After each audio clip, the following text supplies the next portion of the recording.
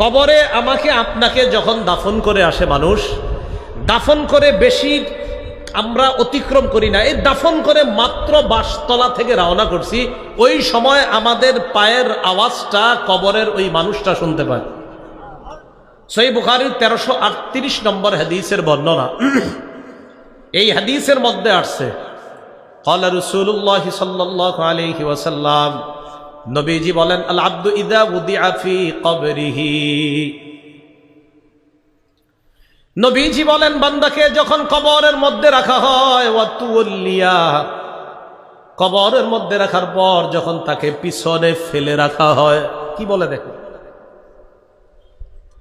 কবরের মধ্যে রাখার পর ওয়া তুওয়াল্লিয়া, যখন তাকে পিছনে রেখে চলে আসা হয়, বাসতলায় দাফন করলাম, করার পর তাকে আমরা পিছনে রেখে যখন চলে আসলাম, ওয়া যাহাবা আসহাবুহু, আল্লাহ নবী বলেন যেই মানুষগুলা তাকে দাফন করলো, করার পর পিছনে রেখে যারা চলে আসে, বেশি দূরে যায় না, একটু এই দিকে আসার পর, হাত্তা ইন্নাহু লা ইয়াসমাউ করাআনি আলিহিম, ওই কবরের মানুষটা তাদের জুতার আওয়াজগুলা শুনতে পায়, তাদের পায়ের আওয়াজ শুনতে পায়।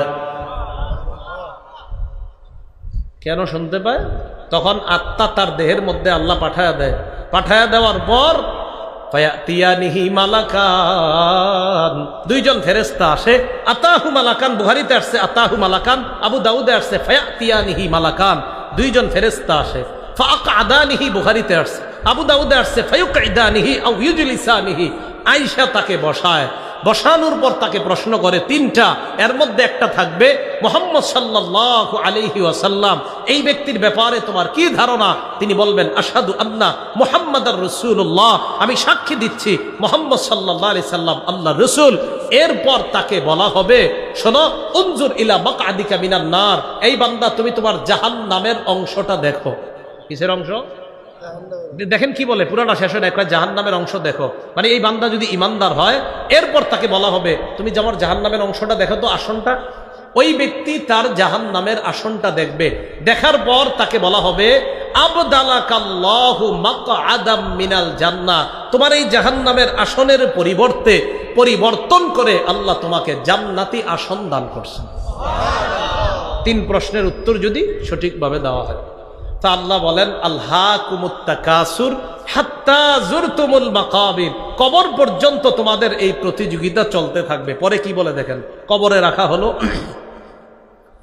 কাল্লা সাউফা তা'লামুনা সুম্মা কাল্লা সাউফা তা'লামুন, তোমরা জানতে পারবে, অবশ্যই তোমরা জানতে পারবে, কাল্লা লাউ তা'লামুনা ইলমাল ইয়াকিন, তোমরা বাস্তবিক অর্থেই জানতে, যদি জানতে, লাউ তা'লামুনা ইলমাল ইয়াকিন, বাস্তবিক জ্ঞানে, সঠিক জ্ঞানে, নিশ্চিত জ্ঞানে যদি তোমরা জানতে, লাতারাবুন্নাল জাহিম, আল্লাহ পাক রব্বুল আলামিন বলেন তোমরা অবশ্যই অবশ্যই জাহান্নাম দেখবে। বলেন নাউজুবিল্লাহ। সুম্মা লাতারাবুন্নাহা আইনাল ইয়াকিন, পরে আল্লাহ আবার গুরুত্ব দেয়, শোনো, বাস্তবিক চোখেই জাহান্নাম দেখবা, বাস্তব চোখ দিয়ে তোমরা জাহান্নাম দেখবা। পরে কি বলে দেখেন, সুম্মা লাতুসআলুন্না ইয়াউমা ইযিন আনিন নাঈম, অতঃপর অবশ্যই অবশ্যই তোমাদেরকে নেয়ামত সম্পর্কে জিজ্ঞাসা করা হবে। বলেন কি সম্পর্কে?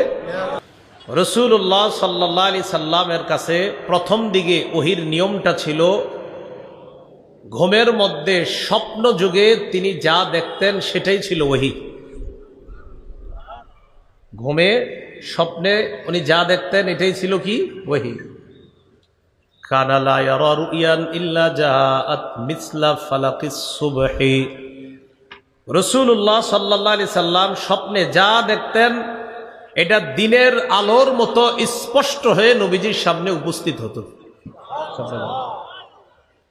তাহলে শুরুর দিকে ওহী ছিল রসুলের স্বপ্ন, বাস নবীদের স্বপ্ন সত্য। সুম্মা হুব্বিবা ইলাইহিল খালা,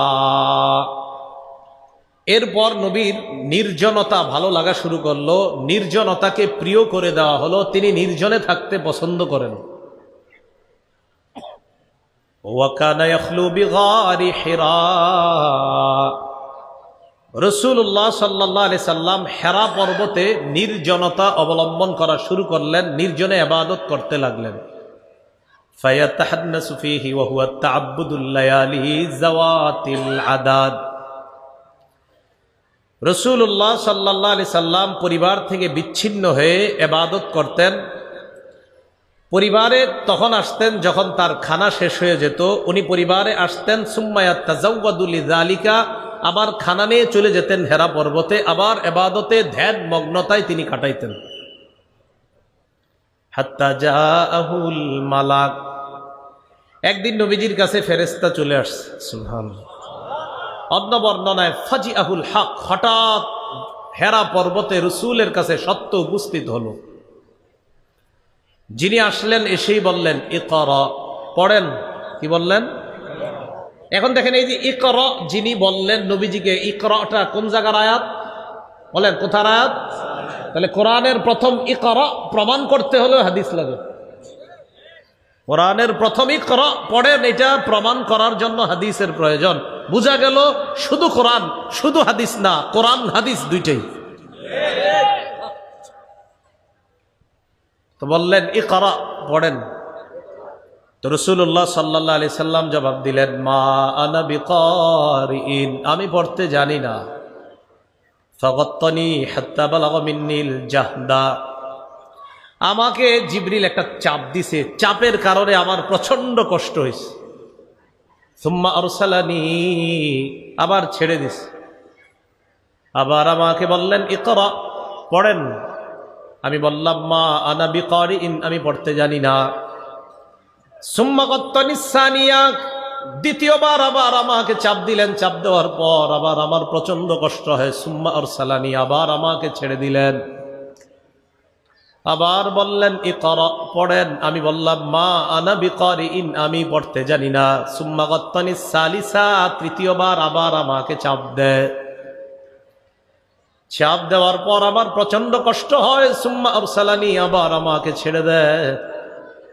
এবার আমাকে বললেন ইকরা বিসমি রাব্বিকাল্লাযী খালাক, পড়েন রবের নামে যেই রব সৃষ্টি করেছেন। নবীজি বলেন যেই মাত্র বলছে রবের নামে পড়ার জন্য, আমি পড়লাম ইকরা বিসমি রাব্বিকাল্লাযী খালাক, খালাকাল ইনসানা মিন আলাক, ইকরা ওয়া রাব্বুকাল আকরামুল্লাযী আল্লামা বিল কলম, আল্লামাল ইনসানা মা লাম ইয়ালাম। রবের নামে যেই মাত্র পড়তে বললেন, 5টি আয়াত আমার মুখ দিয়ে আমার রব বের করে দিলেন। এখন এই যে কোরআনের ইকরা থেকে 5টি আয়াত আমরা প্রমাণ করলাম, কি দিয়ে প্রমাণ করলাম? কথা বুঝছেন? এটা কেন বললাম যে তাকাসুর, এটা যে কোরআনের সূরা, এই কথাগুলা যে আল্লাহর, প্রমাণ কি? প্রমাণ নবী বলছে সাহাবীদেরকে, সাহাবী পরবর্তী প্রজন্মকে বলছে। এইভাবে আস্তে আস্তে আমাদের পর্যন্ত আসছে। এটা আল্লাহর বাণী, এটা রসুলের বাণী। আল্লাহর বাণী বুঝতে গেলে রসুলের বাণী অবশ্যই লাগবে। শুধু কোরআন আর শুধু হাদিস, কোরআন বাদ দিয়ে হাদিস অথবা হাদিস বাদ দিয়ে কোরআন না, কোরআন সুন্নাহ, কোরআন হাদিস উভয়টা মানার নাম হলো মুসলমান। ভয়াবহ ফিতনা চলতেছে আমাদের, আল্লাহ বুঝার তৌফিক দান করেন। তো তাকাসুর, সূরায়ে তাকাসুর, এটা কেন নাজিল হলো? নাজালাত ফি কাবিলাতাইন মিন কাবাইলিল আনসার ফি বানিল হারিসা ওয়া বানিল হারিস। আনসারি গোত্রের 2টি গোত্রের ব্যাপারে এই সূরাটা অবতীর্ণ হয়েছে।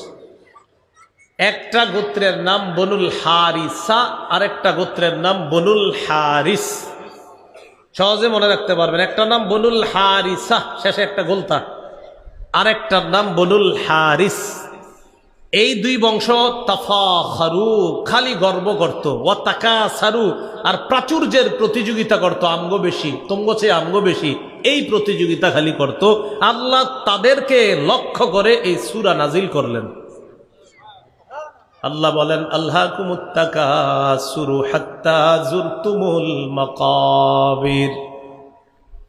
আল্লাহকুম, তোমাদেরকে ভুলিয়ে দিয়েছে, আত-তাকাসুর, প্রাচুর্যের প্রতিযোগিতা তোমাদেরকে ভুলিয়ে দিয়েছে। কি ভুলিয়ে দিয়েছে? তাফসীরের কিতাবে আসছে, আল্লাহকুমুত তাকাসুরু আন তাআতিল্লাহ, প্রাচুর্যের প্রতিযোগিতা তোমাদেরকে ভুলিয়ে দিয়েছে আন তাআতিল্লাহ, আল্লাহর ইবাদত থেকে তোমাদেরকে গাফেল করে দিয়েছে, তোমাদেরকে ভুলিয়ে দিয়েছে আল্লাহর যে ইবাদত করা দরকার।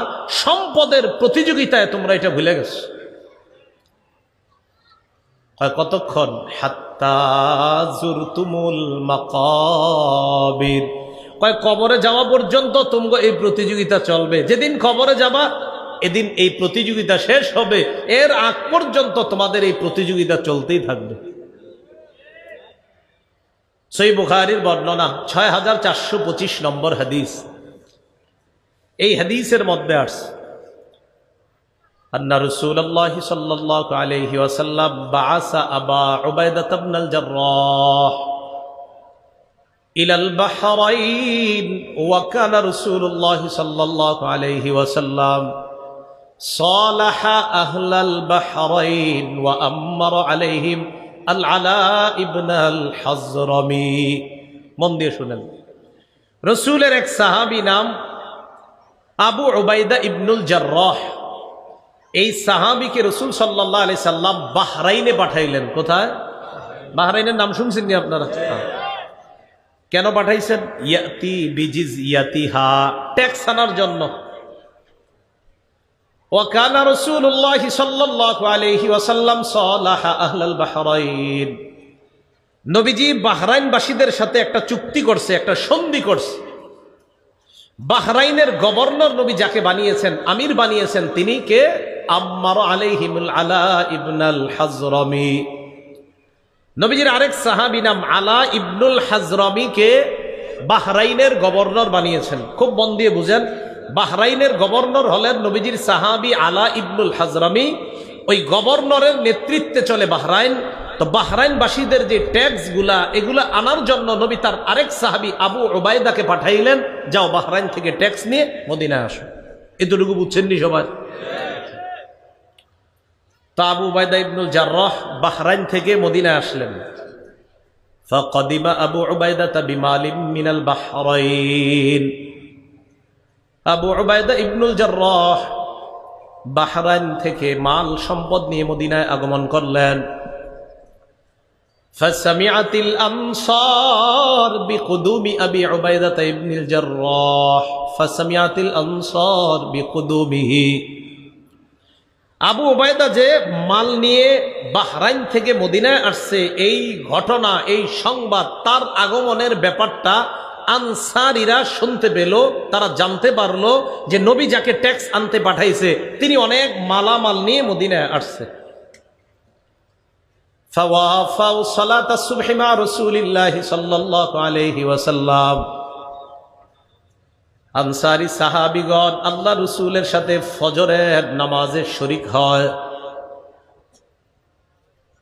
ফজরের নামাজে আল্লাহ নবীর সাথে শরীক হওয়ার পর ফালাম্মান সারাফা রাসূলুল্লাহ সাল্লাল্লাহু আলাইহি ওয়াসাল্লাম তাআররাদু লা, নবীজি যখন ফজরের নামাজের সালাম ফিরায়, সালাম ফিরানোর পর সব আনসারী সাহাবীগণ আল্লাহ রসুলের কাছাকাছি গিয়ে বসছে।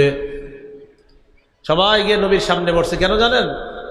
উদ্দেশ্য হলো হুজুর কিছু বলতেছে না, এমনি সবাই এমন একটা ভাব যে হুজুর কিছু একটা ব্যাপারে আপনার সামনে বসে রয়েছে।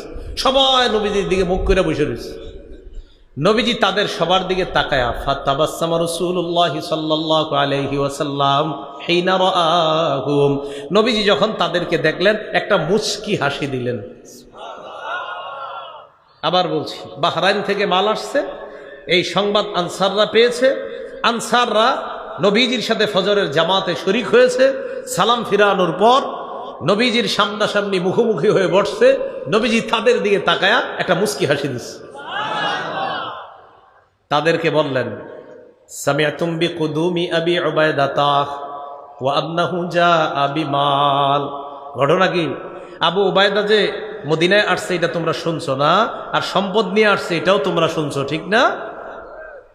আনসারী সাহাবীগণ জবাব দেয়, আজাল্লিয়া রাসূলুল্লাহ, জি হুজুর ঠিকই বলছেন, সম্পদ নিয়ে আসছে, এটা শুনছি, এই কারণে আপনার সামনে আসছে। নবীজি বললেন, আবশিরু, সুসংবাদ গ্রহণ করো, ওয়া আমিলু মা ইয়াসুররুকুম, আশা করো যা তোমাদেরকে আনন্দিত করবে। এবার আল্লাহর নবী বলেন, শোনো তোমরা, মাল ফাকরা আখশা আলাইকুম, দারিদ্রতা তোমাদের উপর আসবে এই আশঙ্কা আমি নবী করি না। দারিদ্রতার কারণে তোমরা কষ্টে থাকবা এই আশঙ্কা আমি করি না। মাল ফাকরা আখশা আলাইকুম, আমি তোমাদের ব্যাপারে এই আশঙ্কা করি না, তোমরা দারিদ্রতার মধ্যে পড়বা এই আশঙ্কা করি না। ওয়ালাকিন আখশা আলাইকুম আন তুবসাতা আলাইকুমুদ দুনিয়া কামা বুসিতাত আলা মান কানা ক্বাবলাকুম, আমি আশঙ্কা করছি অতীত জামানার মানুষের সামনে যেমনি ভাবে দুনিয়াকে বিছিয়ে দেওয়া হয়েছে, দুনিয়ার চাকচিক্য আর সৌন্দর্য বিছিয়ে দেওয়া হয়েছে, তেমনি ভাবে তোমাদের সামনেও এই দুনিয়াকে বিছিয়ে দেওয়া হবে, আমি এই আশঙ্কা করছি। দারিদ্রতার আশঙ্কা করি না, বরং তোমাদের সামনে টাকা পয়সা অঢেল ধন সম্পত্তি আসবে, আমি এই আশঙ্কা করতেছি। এরপর নবীজি বলেন, ফাতানাফাসুহা কামা তানাফাসুহা, নবীজি বলেন দারিদ্রতা তোমাদের উপর আসবে এই আশঙ্কা করি না, দুনিয়া তোমাদের উপর বিছিয়ে দেওয়া হবে, তোমাদের সামনে ওইভাবে বিছিয়ে দেওয়া হবে যেমন অতীত জামানার মানুষের সামনে দুনিয়া বিছিয়ে দেওয়া হয়েছে। এরপর দুনিয়া পাওয়ার জন্য তোমরা প্রতিযোগিতা করবা, যেইভাবে আগের জামানার মানুষগুলা দুনিয়া পাওয়ার জন্য প্রতিযোগিতা করত। রাসূলুল্লাহ সাল্লাল্লাহু আলাইহি সাল্লাম শেষের দিকে বললেন, ফাতুলহিয়াকুম কামা আলহাতুহুম, এরপর দুনিয়া পাওয়ার পর এই দুনিয়া তোমাদেরকে আল্লাহর ইবাদত থেকে গাফেল করে দিবে, যেমনি ভাবে তাদেরকেও দুনিয়া আল্লাহর ইবাদত থেকে গাফেল করে দিয়েছে। নাউজুবিল্লাহ। বুঝছেন নি হাদিসটা সবাই? আমি আশঙ্কা করছি এত বেশি দুনিয়া তোমরা পাবে, অতীত জামানার মানুষ যেমন পেয়ে আল্লাহরে ভুলে গেছে, তোমরাও এত পরিমাণ দুনিয়া পাবে, এই দুনিয়া তাদেরকে যেমন আল্লাহ ভুলিয়ে দিয়েছে, আমার আশঙ্কা দুনিয়া তোমাদেরকেও না জানি আল্লাহর ইবাদত ভুলিয়ে দেয়। আল্লাহ আমাদের সকলকে, আমরা যেন টাকা পয়সার মালিক হওয়ার পরে আসল মালিককে ভুলে না যাই, আল্লাহ আমাদেরকে ভুলে যাওয়ার খাতায় যারা আছে তাদের থেকে হেফাজত করেন। সম্পদ হওয়া খারাপ না, কিন্তু সম্পদ হওয়ার পর আল্লাহরে ভুলে যাওয়া এটা অবশ্যই খারাপ। আল্লাহ বুঝার তৌফিক দান করেন।